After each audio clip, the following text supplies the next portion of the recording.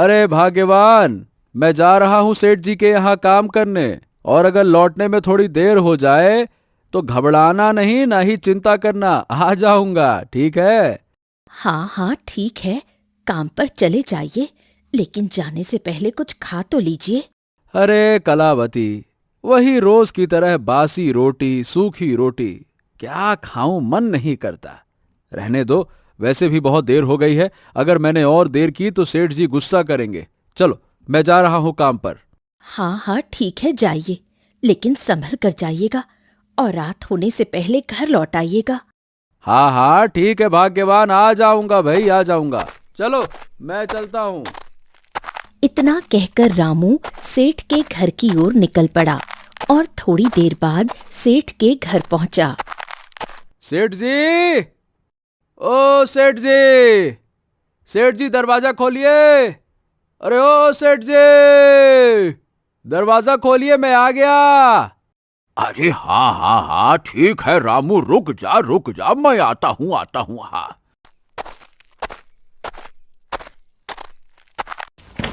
थोड़ी देर बाद सेठ घर से बाहर आया।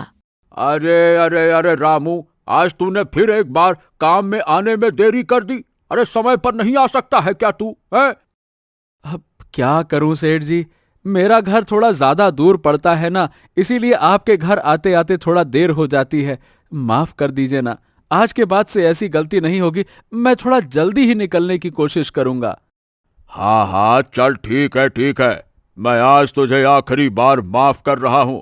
अगर आज के बाद तूने आने में देर की तो फिर समझ लेना, तेरी खैर नहीं, तेरे लिए बिल्कुल अच्छा नहीं होगा। हाँ हाँ हाँ बिल्कुल सेठ जी, आज के बाद ऐसी गलती कभी नहीं होगी। समय पर आना, मन लगाकर काम करना, यही आपका उसूल है और इसी पे मैं चलूंगा। अच्छा सेठ जी, अब बताइए आज के लिए मेरा काम क्या है? हाँ तो देख रामू, अब जल्द ही ठंड शुरू होने वाली है, इसीलिए अब खेतों में गेहूं बोना होगा। तो इसीलिए तू जा और खेतों को बोने के लिए बढ़िया से खेत तैयार कर, ठीक है? हाँ हाँ ठीक है सेठ जी, मैं जाता हूं खेतों की जुताई करने। रामू कुदाल उठाकर खेतों की ओर निकल पड़ा और थोड़ी देर बाद खेत पहुंचा। हाँ, बाप रे बाप, ये तो बहुत ज्यादा बड़ा खेत है। मुझे इसकी जुताई करते करते तो काफी दिन लग जाएंगे। मुझे जल्दी जल्दी करना होगा काम। चल रामू, जल्दी जल्दी काम कर। आ, आ। इतना कहकर रामू खेतों में काम करने लगा और शाम तक खेतों में काम करके घर लौट आया।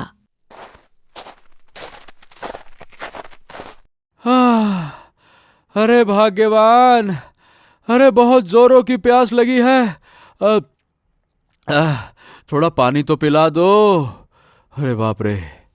हाँ हाँ ठीक है, हाँ हाँ अभी लाई। आप हाथ मुंह धोकर आइए, तब तक मैं आपके लिए खाना परोसती हूँ। रामू हाथ मुंह धोने चला गया। गोलू, ओ सिमरन, चलो बेटा खाना खा लो, रात हो चुकी है, इसीलिए तुम सब अब कल खेलना, चलो। सबने मिलकर साथ में खाना खाया और सो गए। ऐसे ही करते करते कुछ दिन बीत गए। अब भयानक ठंड का कोहरा शुरू हो चुका था। एक दिन रामू काम पर जा रहा था, तभी कलावती ने कहा, अजी सुनते हैं, झोपड़ी में बहुत ठंड लगती है, इसलिए आप कहीं से कंबल का इंतजाम कीजिए। कलावती की बात सुनकर रामू दुखी हो गया। हाँ, अब भाग्यवान, पैसे होंगे तभी न कंबल खरीद कर लाऊंगा। अजी, अगर ऐसे ही बच्चे बिना कंबल के रहेंगे तो जल्द ही बीमार पड़ जाएंगे, इसलिए हमें जल्द से जल्द कंबल का इंतजाम करना होगा। ठीक है कलावती, तुम चिंता मत करो, आज मैं सेठ जी से कुछ पैसे उधार मांगकर कंबल ले आऊंगा। चिंता ना करो, ठंड से बचना भी तो जरूरी है ना। लेकिन क्या सेठ जी आपको उधार पैसे देंगे? हाँ, क्या कहूं, मुझे लगता तो नहीं है, लेकिन फिर भी मैं सेठ जी से कुछ पैसे उधार मांगूंगा। अगर मुझे पैसे मिल गए तो फिर कंबल ले आऊंगा।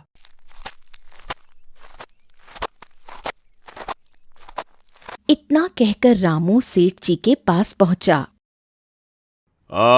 भाई रामू, खेत की जुताई पूरी हुई या फिर नहीं हुई? हाँ, अरे नहीं सेठ जी, लगा हुआ हूं, बस अभी थोड़ी सी बाकी है, लेकिन कल शाम तक पूरा हो जाएगा। हाँ, ठीक है ठीक है, जल्दी जल्दी काम कर, कहीं ऐसा ना हो कि हम गेहूं की फसल बोने में देरी कर दें। ठीक है सेठ जी।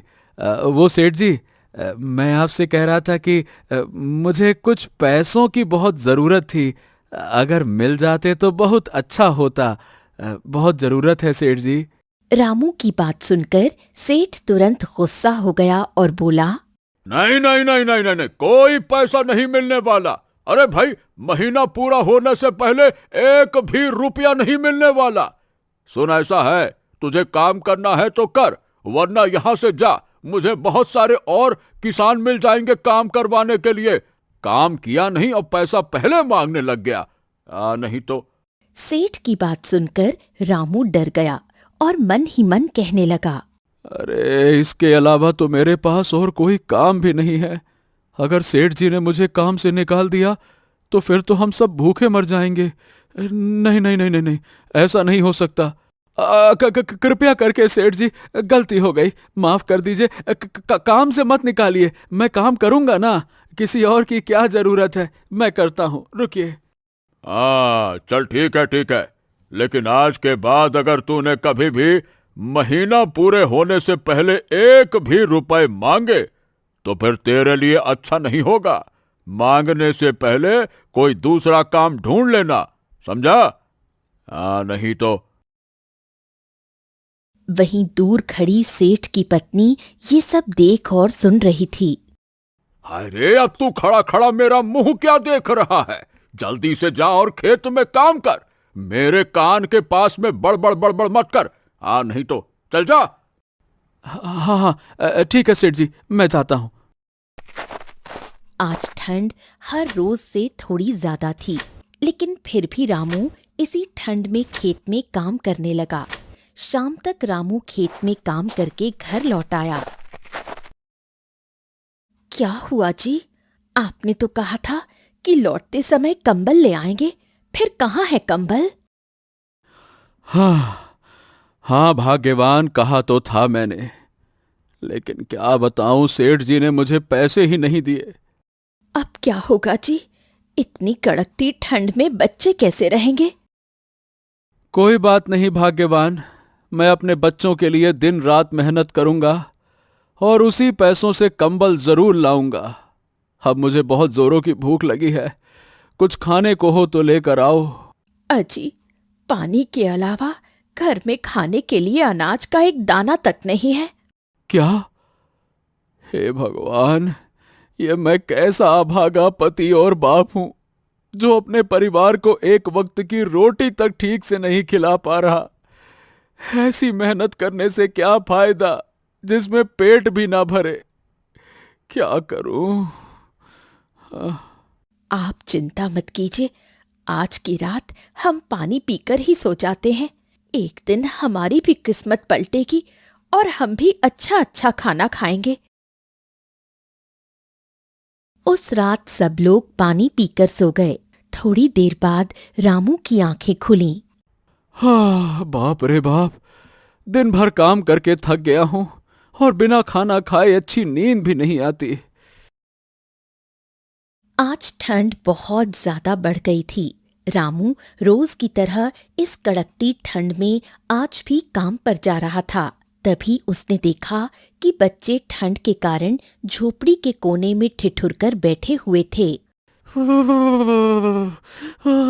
पिताजी पिताजी, बहुत जोरों की ठंड लग रही है,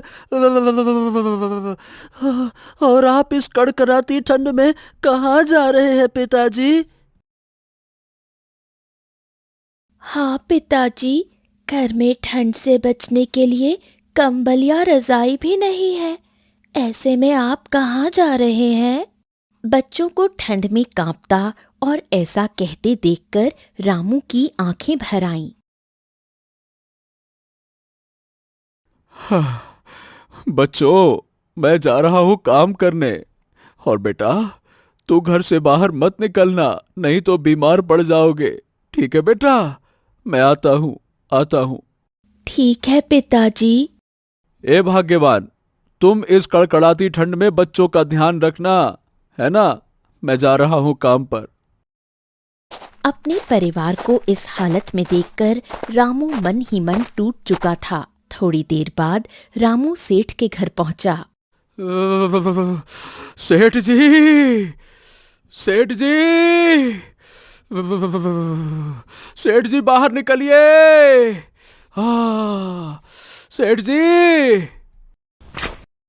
रामू की आवाज सुनकर सेठ की पत्नी बाहर निकली। अरे रामू, तुम इतनी ठंड में काम करने क्यों आए हो? इस समय तो तुम्हें अपने परिवार के साथ घर पर होना चाहिए। मालकिन, अगर काम पर ना आता तो सेठ जी गुस्सा करते ना। मैं जा रहा हूँ खेत में काम करने, अभी थोड़ा काम बाकी है। अभी वो दोनों बातें कर ही रहे थे कि तभी सेठ की पत्नी को याद आया कि शायद रामू कल कुछ उधार पैसे मांग रहा था, लेकिन सेठ जी ने नहीं दिए। रामू, शायद कल तुम कुछ पैसे उधार मांग रहे थे, है ना? उसके बाद रामू ने सेठ की पत्नी को सब कुछ बताया। दरअसल सेठ की पत्नी बड़ी ही दयालु थी और सबकी मदद किया करती थी। ठीक है रामू, ये लो कुछ पैसे, और इन पैसों से एक अच्छा सा कंबल खरीद लेना। और हाँ, ये बात तुम सेठ जी को मत बताना, वरना सेठ जी मुझ पर गुस्सा करेंगे। हाँ, ठीक है मालकिन, ठीक है। आपका बहुत बहुत धन्यवाद, बहुत बहुत धन्यवाद। अभी वो दोनों बातें ही कर रहे थे, तभी सेठ आया। अरे रामू, तू किसको धन्यवाद दे रहा है और यहाँ खड़ा खड़ा क्या कर रहा है? जल्दी से जा और खेतों में काम कर, नहीं तो। कुछ नहीं सेठ जी, बस यूं ही। ठीक है, मैं अभी जाता हूँ। हाँ।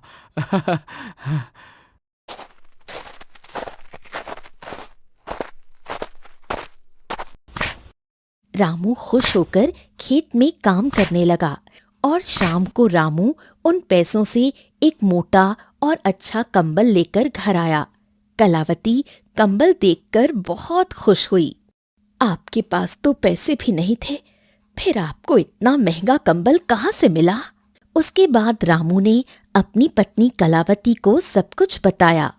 हाँ जी, तब तो सेठ जी की पत्नी यानी मालकिन बहुत अच्छी हैं, भगवान उन्हें हमेशा खुश रखे। अगली सुबह रामू खेत में काम कर रहा था।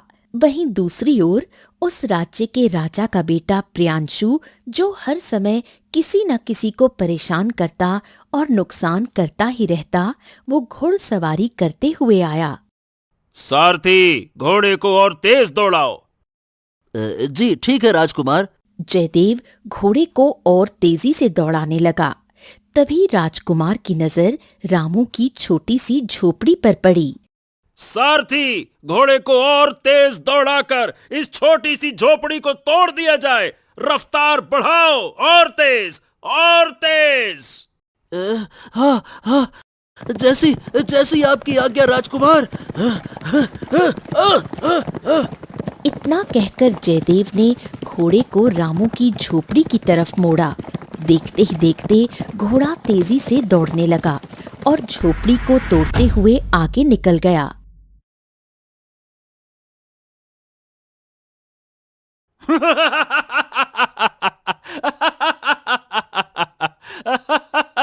मजा आ गया। अद्भुत अद्भुत अद्भुत। अरे जरा देखो तो, वो झोपड़ी कुछ ही पल में टूट गई।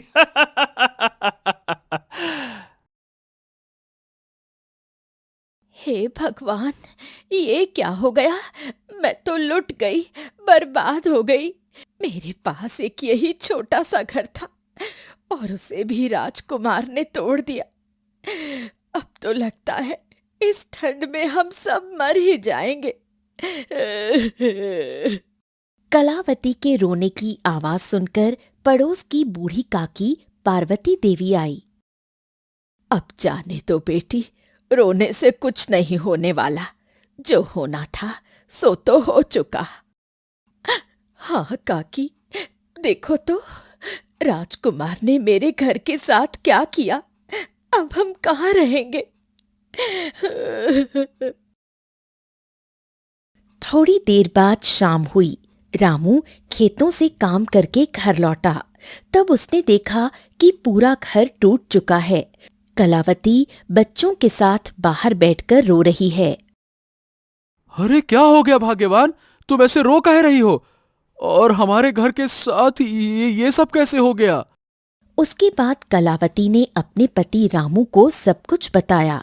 ए भगवान, ये तो राजकुमार ने हमारे साथ बहुत बुरा किया। अब हम इस कड़कड़ाती ठंड में बच्चों को लेकर कहाँ जाएंगे? उस रात तेज ठंड में वो लोग घर के बाहर ही सोए। अगली सुबह होते ही रामू राजकुमार की शिकायत करने के लिए राजमहल में राजा महेंद्र के पास पहुंचा। महाराज महाराज महाराज महाराज महाराज, हम तो लुट गए, बर्बाद हो गए, बर्बाद हो गए। शांत हो जाओ, शांत हो जाओ। क्या हो गया रामू, तुम्हें ऐसा क्यों कह रहे हो? सब कुछ ठीक तो है ना? रामू ने राजा को सब कुछ बताया। हाँ, देखो रामू, मैं अपने बेटे की ओर से तुमसे माफी मांगता हूँ। कृपया करके तुम मेरे बेटे को माफ कर दो। महाराज, आप माफी मत मांगिए, आपकी इसमें कोई गलती नहीं है। अब क्या कहूँ? ठीक है महाराज, चलिए अब मैं चलता हूँ। मुझे राजकुमार से कोई शिकायत नहीं। क्या करूँ अब, वो राजकुमार है, क्या कर सकते हैं। रामू घर आया। रामू ने हर दिन कड़ी मेहनत की और कुछ दिनों बाद अपने लिए एक छोटी सी झोपड़ी बना ली। धीरे धीरे दिन गुजरते गए। फिर एक दिन रामू रोज की तरह काम पर जा रहा था।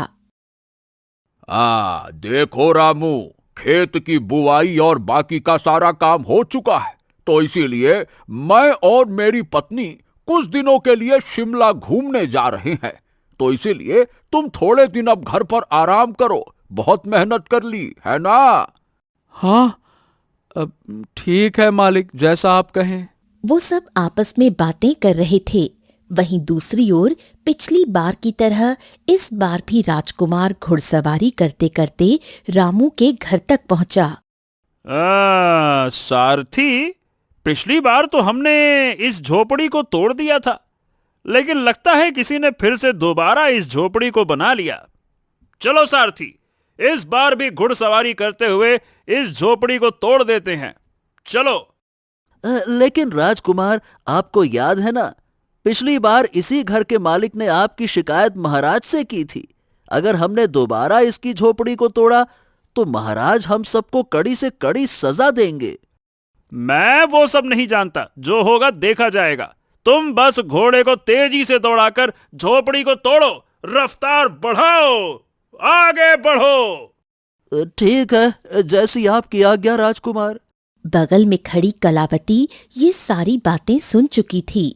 दया कीजिए राजकुमार, अगर आपने इस बार भी हमारे घर को तोड़ दिया तो हम अपने बच्चों को लेकर इस कड़कती ठंड में कहाँ जाएंगे?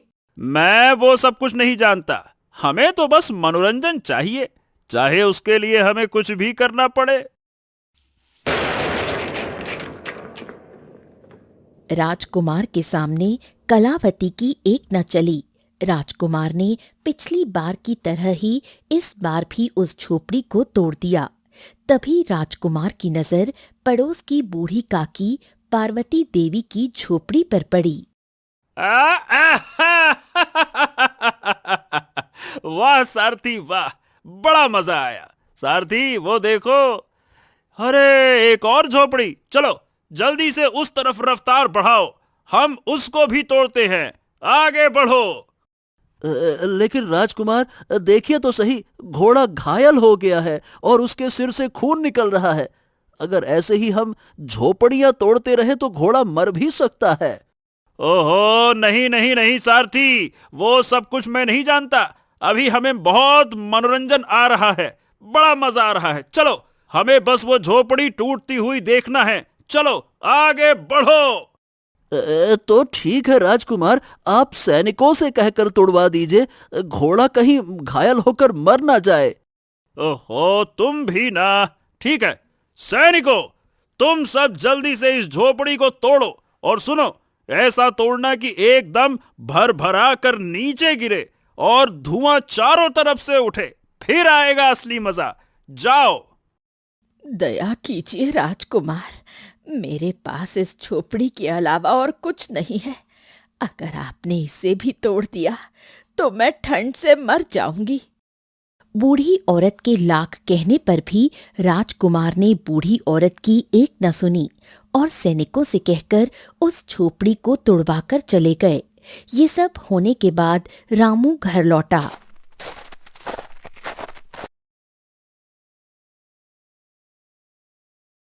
अरे भाग्यवान बूढ़ी काकी, आप दोनों रो क्यों रहे हैं?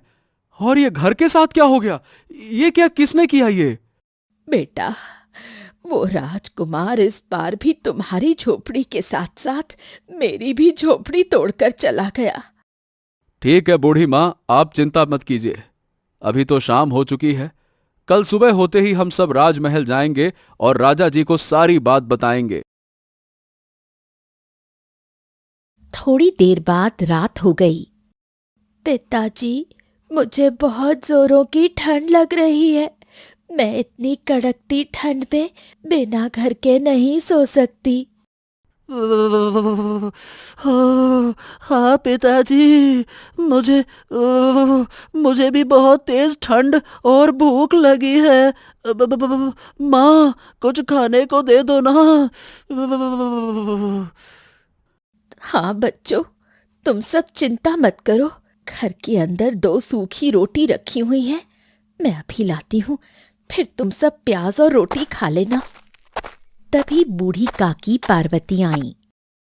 रामू बेटा, अब लगता है आज की रात इस कड़कती ठंड में मैं बच नहीं पाऊंगी। हाँ, नहीं नहीं नहीं काकी, आप ऐसी बातें मत कीजिए। मैं कुछ करता हूँ।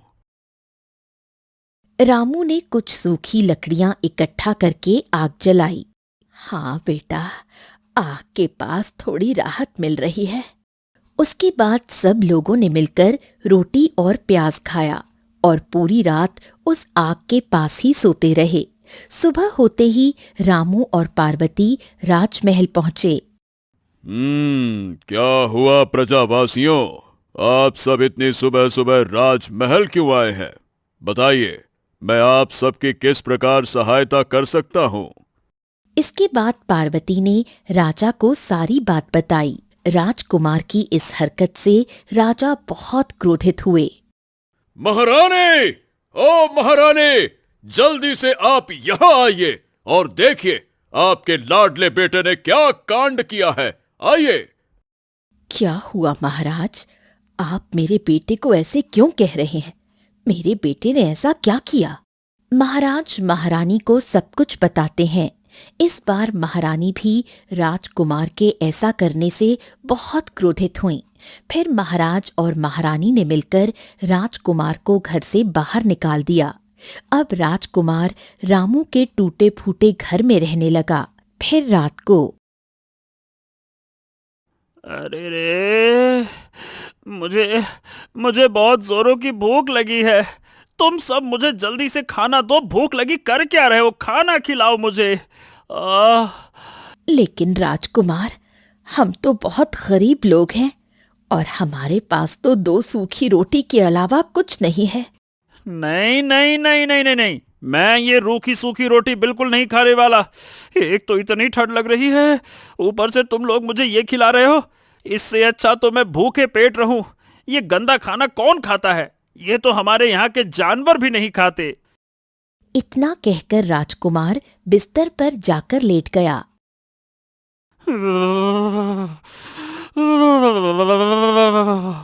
मुझे तो बहुत जोरों की ठंड लग रही है। अरे तुम सबके पास में कपड़े या कंबल हैं कि नहीं है? अरे है तो दो ना।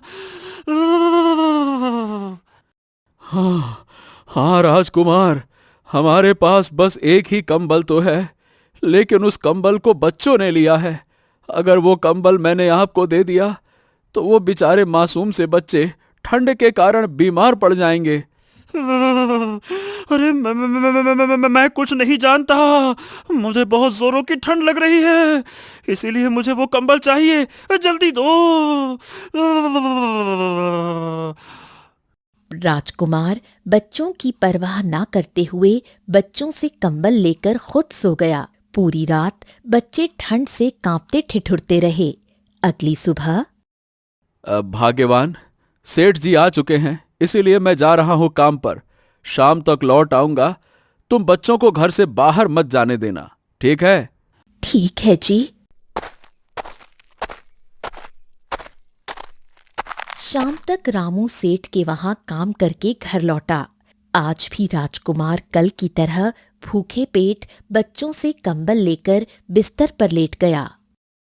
अरे रे, ओहो, मुझे बहुत जोरों की भूख लगी है। ऊपर से पिताजी ने भी मुझे राजमहल से बाहर निकाल दिया। मैं कैसे भिखारियों के घर में आ गया हूँ। इन सबके पास 2 सूखी रोटी के अलावा और कुछ नहीं है। ओह, चाहे कुछ भी हो जाए, मैं ये जानवरों से बदतर खाना नहीं खा सकता। सूखी रोटी कौन खाता है? माँ, माँ, मुझे बहुत जोरों की ठंड लग रही है। आप कुछ कीजिए ना, वरना वरना मैं बीमार पड़ जाऊंगा। ठंड में बोला भी नहीं जा रहा माँ। हाँ माँ, मुझे भी बहुत जोरों की ठंड लग रही है। सुनिए जी, बच्चों को बहुत जोरों की ठंड लग रही है, हमें कुछ करना होगा। भाग्यवान, घर में तो आग जलाने के लिए लकड़ी भी नहीं है। ऐसे में हम क्या कर सकते हैं? बच्चों को ठंड में कांपता हुआ देखकर पहली बार राजकुमार के मन में दया आ गई। अरे रे रे रे रे रे, हे भगवान, ये बेचारे बच्चे तो ठंड से कांप रहे हैं। मैंने इनसे कंबल लेकर बहुत बड़ी गलती कर दी। इसमें इन बेचारे छोटे छोटे मासूम बच्चों का क्या कसूर? नहीं नहीं नहीं, मुझे इन्हें ये कंबल वापस करना होगा। अगर मैंने ऐसा नहीं किया तो ये बेचारे बच्चे ठंड से मर जाएंगे। राजकुमार ने तुरंत उठकर बच्चों को कंबल दिया। लो लो लो लो, ये लो ये लो, आ जाओ, इसमें आओ। देखो बच्चों, मुझे माफ कर दो। मेरे कारण तुम सबको इतनी मुसीबतों का सामना करना पड़ा। माफ कर देना मुझे। राजकुमार पूरी रात कड़कती ठंड में सोता रहा। ऐसे करते करते कुछ दिन बीते। रामू ने अपने लिए एक छोटी सी झोपड़ी बना ली। एक दिन, भाग्यवान, मैं जा रहा हूं काम पर। तुम बच्चों का अच्छे से ध्यान रखना। अजी, आज तो हर रोज के मुकाबले ज्यादा ठंड है। अगर आप इतनी ठंड में बाहर जाएंगे तो बीमार पड़ जाएंगे। नहीं नहीं भाग्यवान, अगर मैं काम पर नहीं जाऊंगा तो हम सबका गुजारा कैसे चलेगा? अब तो घर पे राजकुमार भी हैं, उनके भी अलग नखरे हैं। चलो, मुझे काम पर जाना होगा। उन दोनों की बातें बगल में खड़ा राजकुमार सुन रहा था। ये रामू तो बहुत मेहनती है। इतनी ठंड होने के बावजूद भी देखो काम पर जाता है, और मैं दिन भर बस यूं ही बैठकर बिना मेहनत की रोटी खाता रहता हूं। क्यों ना मैं भी इसके साथ जाकर कुछ काम करूं। अब धीरे धीरे राजकुमार का अहंकार खत्म हो रहा था और उसे लगने लगा था कि गरीबों का जीवन कितनी कठिनाइयों से भरा होता है। रामू, मैं भी तुम्हारे साथ कुछ काम करना चाहता हूँ। तुम मुझे भी अपने साथ काम पर ले चलो ना। राजकुमार की बात सुनकर रामू और कलावती हैरान रह गए। राजकुमार, हमारी इतनी हिम्मत नहीं है कि हम आपसे काम करवा सकें। माफ कीजिएगा, ये आपका बड़प्पन है जो आप चाहते हैं, लेकिन हम करवा नहीं सकते। माफ कीजिएगा। नहीं नहीं नहीं रामू, ऐसी कोई बात नहीं है। तुम कृपया मुझे अपने साथ काम पर ले चलो बस। मैं अब और घर पर नहीं बैठ सकता। मतलब बैठकर मैं किसी की मुफ्त रोटी नहीं तोड़ सकता। ये मुझे अच्छा नहीं लग रहा। ले चलो बस, अब मुझे चलना है। राजकुमार की जिद के आगे रामू को झुकना पड़ा। फिर वो दोनों काम पर निकल गए और शाम तक काम करके थके हारे घर लौटे। तभी बहुत जोरों से आंधी और बारिश शुरू हो गई। पिताजी, आंधी तो बहुत तेज है। ऐसा लगता है आज तो हमारे घर की छत इस आंधी में उड़ ही जाएगी। हाँ हाँ पिताजी, मुझे भी ऐसा ही लगता है। बेटी, शुभ शुभ बोल। भगवान न करे ऐसा हो, वरना हम इतनी ठंड में कहाँ जाएंगे। अभी वो सब ये बातें कर ही रहे थे कि तभी झोपड़ी की छत का एक छोटा सा हिस्सा आंधी में उड़ गया। हे भगवान, ये क्या हो गया? अब हम इस कड़कती ठंड में कहाँ जाएंगे? घर का ये हाल देखकर रामू की आंखों से आंसू निकल पड़े। भाग्यवान, अब तो कुछ समझ में नहीं आ रहा कि करूं तो क्या करूं, क्या करूं। अभी छत का आधा हिस्सा बचा हुआ था, जिसके कारण बारिश का पानी अंदर नहीं आ रहा था। वो सब उस बचे हुए हिस्से में जाकर सो गए। बारिश और तेज आंधी के कारण ठंड और भी ज्यादा बढ़ चुकी थी। बच्चे कंबल के सहारे रात गुजार रहे थे, लेकिन वहीं दूसरी ओर राजकुमार बिना कंबल के सोया हुआ था। उस रात राजकुमार को पहली बार अपनी गलती का एहसास हुआ कि उसने एक गरीब परिवार का घर तोड़कर कितना गलत काम किया। अगली सुबह होते ही बच्चे बहुत बीमार पड़ गए। सुनो जी, बच्चों को बहुत तेज बुखार है। आप जल्दी वैद्य जी से जड़ी बूटियां लेकर आइए। भाग्यवान, मेरे पास तो एक भी रुपए नहीं है और बिना पैसों के वैद्य जी जड़ी बूटी नहीं देंगे। अगर आप बच्चों के लिए जड़ी बूटी नहीं लाएंगे तो हमारे दोनों बच्चे बुखार से मर जाएंगे। अपनी पत्नी की बात सुनकर रामू रोने लगा। हे भगवान, हे भगवान, मेरे पास तो एक भी रुपए नहीं है। अब मैं क्या करूं, क्या करूं? देखिए, आप सब लोग चिंता मत कीजिए। मैं अभी थोड़ी देर में कहीं से भी पैसों का इंतजाम करके आता हूँ। आप चिंता मत कीजिए। लेकिन राजकुमार, आप पैसे कहाँ से लाएंगे? राजकुमार बिना कुछ बोले घर से चला गया और थोड़ी देर बाद अपने सारे गहने आभूषण बेचकर बच्चों के लिए जड़ी बूटी लाया। रामू, ये लो बच्चों के लिए कुछ जड़ी बूटी और पैसे। लेकिन राजकुमार, आप ये जड़ी बूटी और पैसे कहाँ से लेकर आए हैं? और आपके सारे आभूषण कहाँ चले गए?